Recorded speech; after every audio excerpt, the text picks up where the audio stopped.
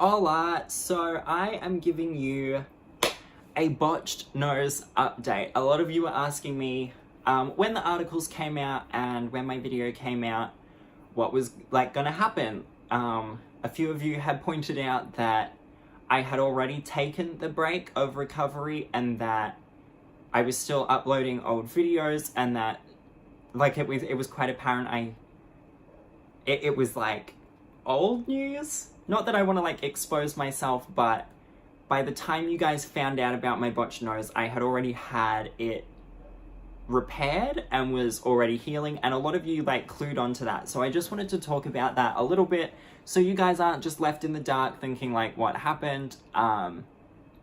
So you've probably noticed two things.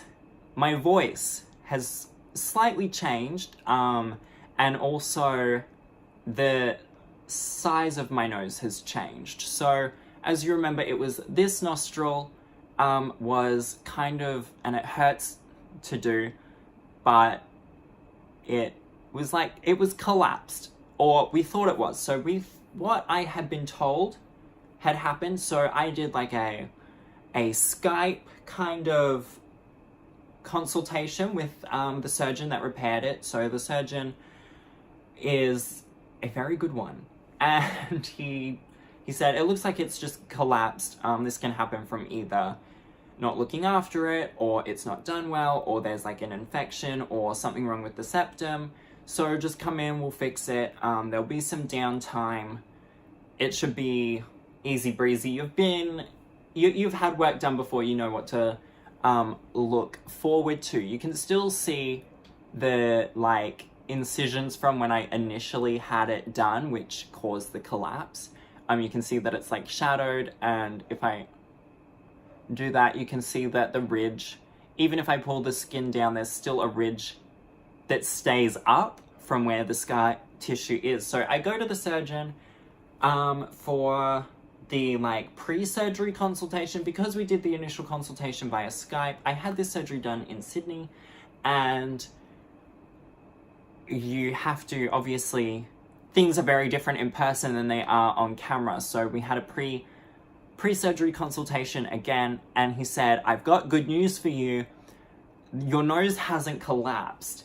It's been, essentially, your nostril has been stitched to your septum unintentionally. So during the healing process, you get these two little tubes that keep your nostril open. I took mine out early, which is why I didn't even want to think about taking legal action against the surgeon, because I knew that I hadn't done the best I could to take care of myself. So, there was kind of a grey area, even if it was his fault. So I kind of led to my own, I was the reason for my own demise. What had happened was there was a stitch around, I guess, inside the septum, and they normally dissolve. But anyone that knows me knows that I don't take time to recover. I just get up and go. I'm ready to go back to work. I'm ready to live my life. So the two stitches, one in the septum and one in the nostril, had kind of tangled because I had taken the tubes out, and it began to heal over the stitches, so that my nostril healed to my septum, which was why I couldn't pull it open. Normally when somebody, from what I've been told, when their nostril collapses, you can pry it open, and it's just kind of a weakened situation, unless there's huge, bigger issues, which he was worried about because I was saying I couldn't pull my nostril open. You can see that the nostrils still aren't even because of this, and that's fine. And you can hear in my voice that it's, it takes a lot more air for me to push out my vocals now, which is not great when I have new music coming out. But anyway, we roll with the punches around here. You can see that there's still swelling in my face. There's definitely still swelling around the tip of my nose, which is annoying because the surgery was intended to make the tip of my nose smaller, slimmer, smoother, all of that stuff. And it just is doing the opposite right now. Hopefully it heals and it goes to just a regular, it is what it is. What can you do?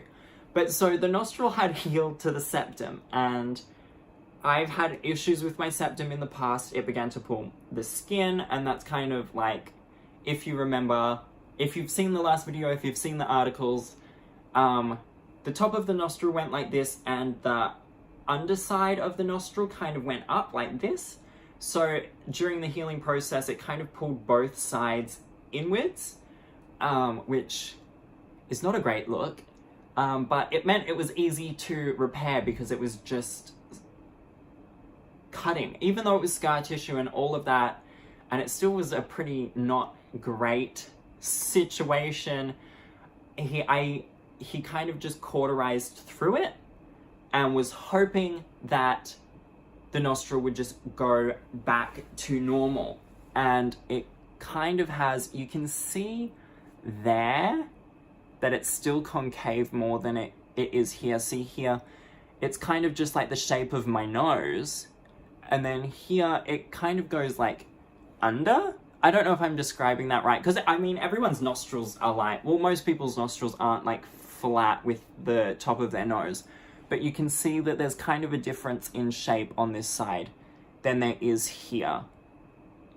And you can also see that there's quite a bit of swelling, and it makes it a lot harder to keep foundation on my nose, I guess because the skin is like feeling weird.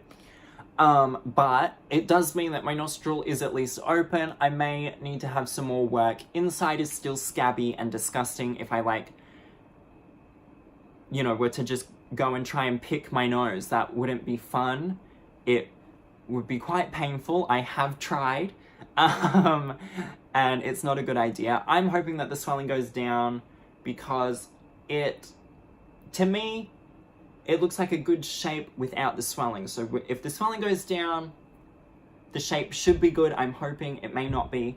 But I just wanted to give you guys a quick update. Everything is at least breathable. This side is slightly, not as much air comes through, but that is to be expected, and hopefully over time that will change, and hopefully at some point I can have my nose done again and get it how I wanted, and this time I will take better care of it to avoid the huge embarrassment of the Michael Jackson nose that I had.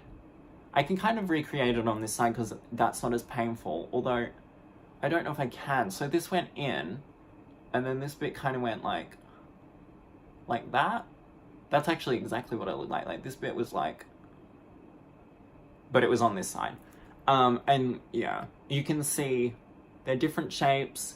There's different concave and convex zones on this side. And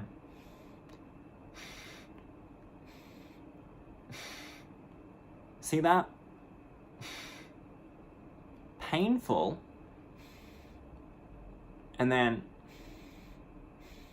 it goes into this side. I should describe this a bit more. So, because this is actually like a huge like thing. So when I do this, see how it flares both sides, and that's like normal, and then you go, and it flares this side because the air's not coming out on this side, so it goes back around here and goes like that.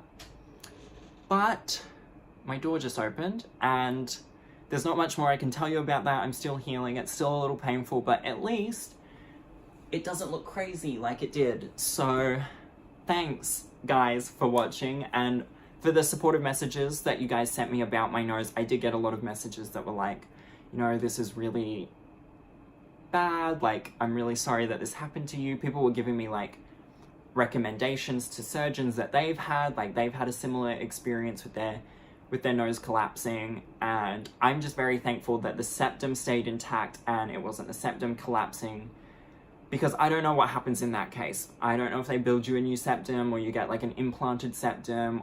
I imagine that they take part of your rib. I would say would be the most obvious thing to do is or they might use Gormax. I don't know, I'm not a surgeon and you haven't come here for like surgical advice, but this is just an update on my botched nose. I can at least breathe and not look crazy, so that's definitely a win, and I will let you know if I have any more work done, and I won't try and keep it a secret this time because that did not work out for me, did it? So, thanks for watching, like and subscribe, and let me know if you've had your nose done or anything like that. Let's talk about noses. I don't know.